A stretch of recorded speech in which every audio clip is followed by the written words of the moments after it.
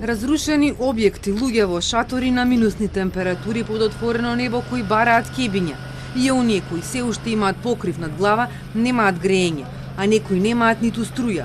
Ова е сликата што ја пренесува за Телма Владко Ужевски, македонски лекар кој вчера е во Газијантеп, преку проектот ХОП, заедно со други медицински лица, но и спасувачи.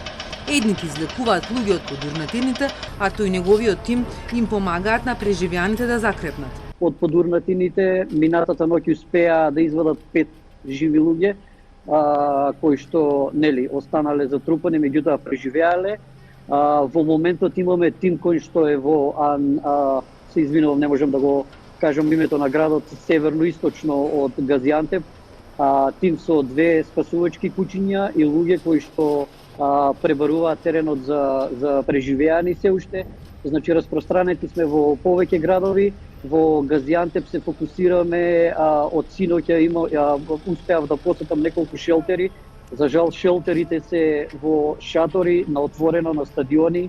Како што кажав, температурата беше минус 11 степени синоќа, така да можете да замислите како име на луѓето кои што треба да преноќат во шатори на ова време. Низ очите на оние што се на лице место, уште пострашно изгледа размерот со кој оваа природна катастрофа ја погодила Турција. Тоа што ме допре најмногу е посетата на самиот шелтер и кога отидовме, кога ги пробавме да го најдеме менаџерот на шелтерот, каде што се сместени луѓето, да ги прашаме што е потреба.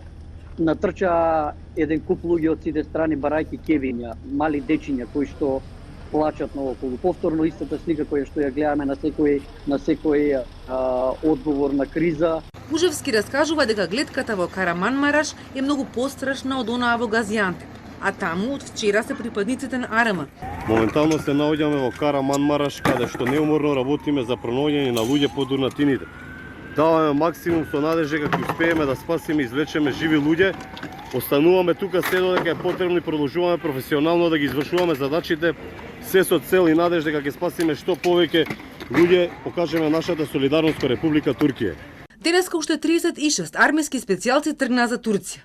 На терен во најпогодените области од вчера се и 40 спасувачи, организирани од Дирекцијата за заштита и спасување, а во близина и вториот тим со 32 спасувачи.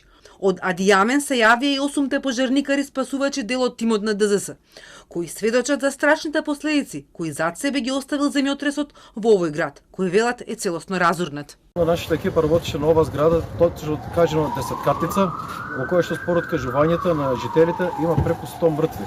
Само 2 успеале да се спасат.